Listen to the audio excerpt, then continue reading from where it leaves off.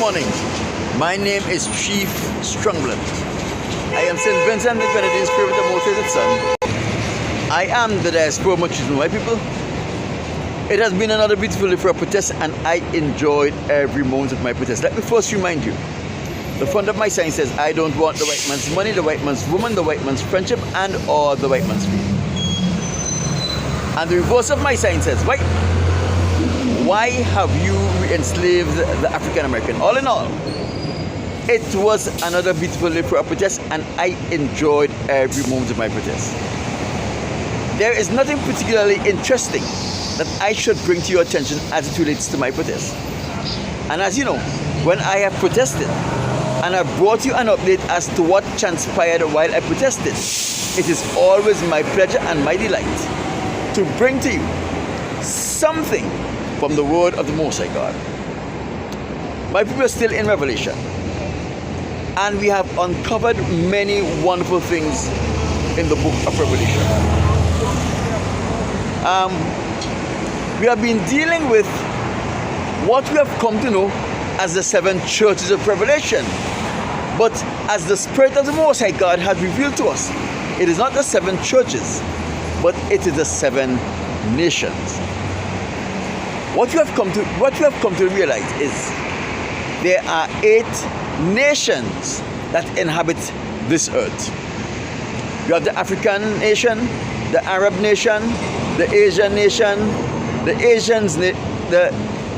Indian nation, the Polynesian nation, the Arawaki nation, the Israelite nation, and the Caucasian nation. But if you notice something here, the Most High only dealt with 7 nations, not 8. And why is that? Because the 7 nations that the Most High God dealt with in Revelation chapter 1, chapter 2, and chapter 3 are those nations that were derived from the sons of Noah, Shem, Ham, and Japheth. The one nation that he didn't address is the Caucasian nation, who are the direct descendants of Lucifer. What is interesting is, according to the book of Revelation, chapter 1, there were 7 angels that were dedicated to these nations. But what we have also gathered is that it is not just 7 angels, it is 7 chief angels with their battalions of angels. And the only reason why the Most High did not dedicate a chief angel with a battalion to the Caucasian nation is because they already have a chief angel in the form of Satan, angel formerly known as Lucifer,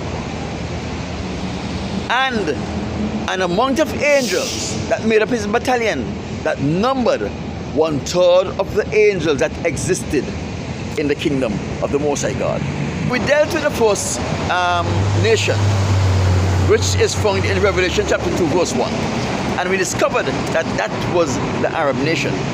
Now we are going on to another 3 nations, and tomorrow we'll cover the other 3 to make it the 7 nations. We are aware that the Caucasian nation is not included here, and from my explanation of what have happened, we have already gathered what the Caucasian nation stands for and who is their angels and the battalion of angels that are responsible for the Caucasian nation. But what you have to understand is that chief angels with his battalion is there to help us navigate the pitfall that will be created by Satan and those angels that are with him.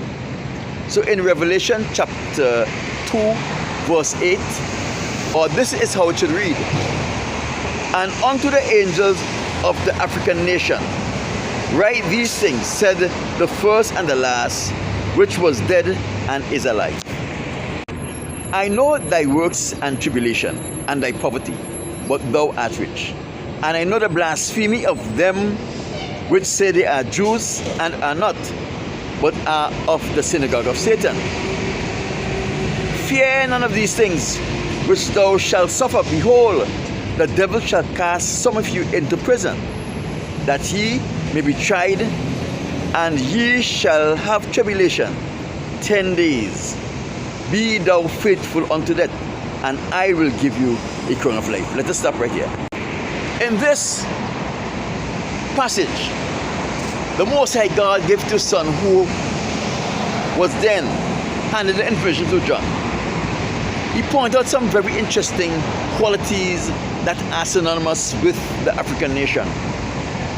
And those qualities are, they are always going through tribulation. They are in poverty, even though they are rich.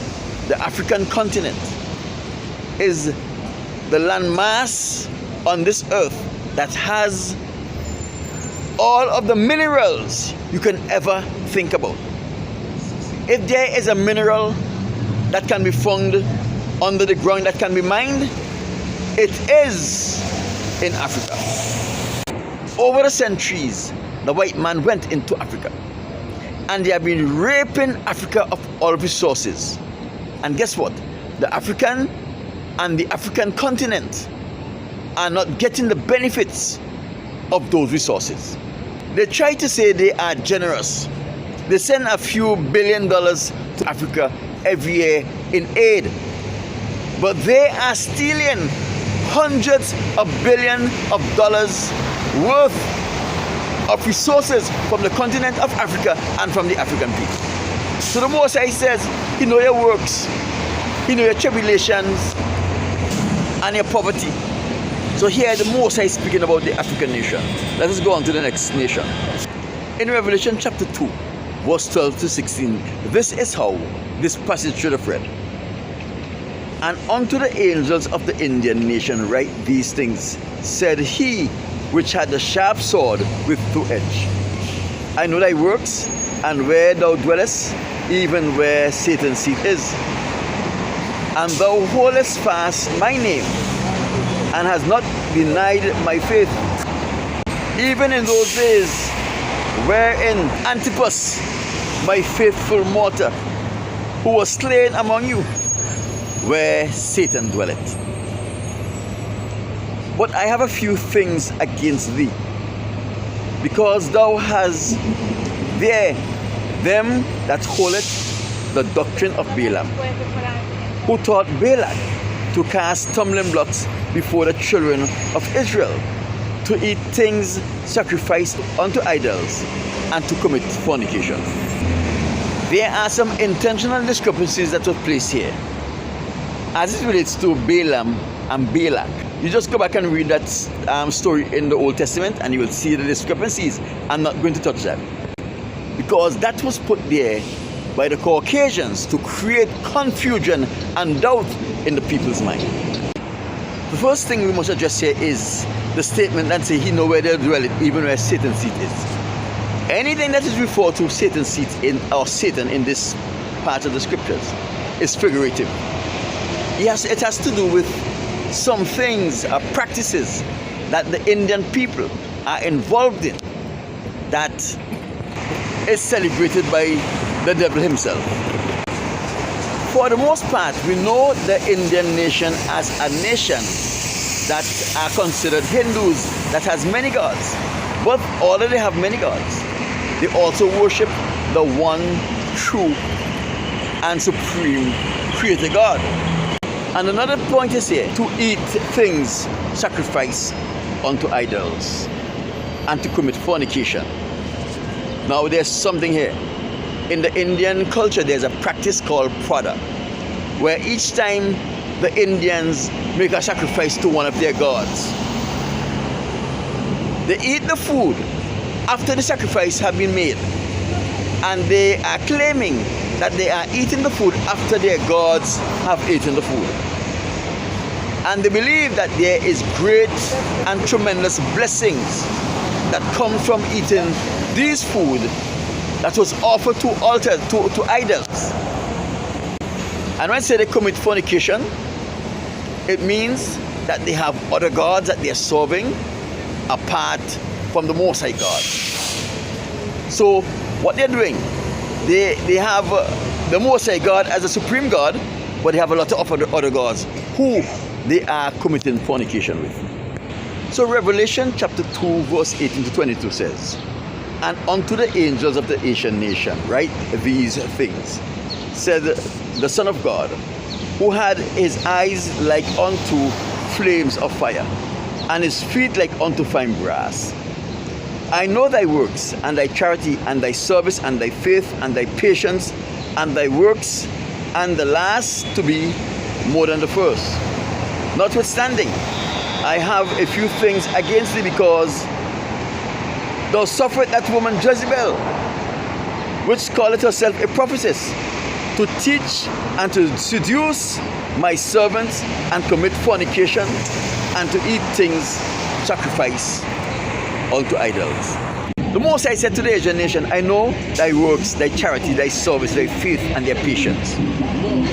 If you know something about the Asian nations, all of these characteristics that is mentioned here color their existence and their personalities. As a result of these valued personality traits, the Asian nations, the Chinese, the Japanese, the Tibetans, Mongolians, and all these nations, they are considered by most the most trusted nation you can find on the earth. The reference to Jezebel in verse 20 is also figurative. You have to remember that Jezebel was a foreigner who King Ahab brought into Israel and married her. It is the same way with the Asian nation. They take up a religion from another country and they brought it to Asia. And now all of Asia, the Buddhists also eat things sacrificed unto idols. And the fornication aspect is here also, because they have another God besides the Most High God. The objective here is the Most High God is calling these nations back to their foundation, because He wants them to live, dwell in harmony with Him. Therefore, He is calling them to faithfulness. My name is Chief Strongblood. I am St. Vincent and the Grenadines' favorite and most hated son, the Diaspora Machismo. Don't forget to like and share this video, and subscribe to this page.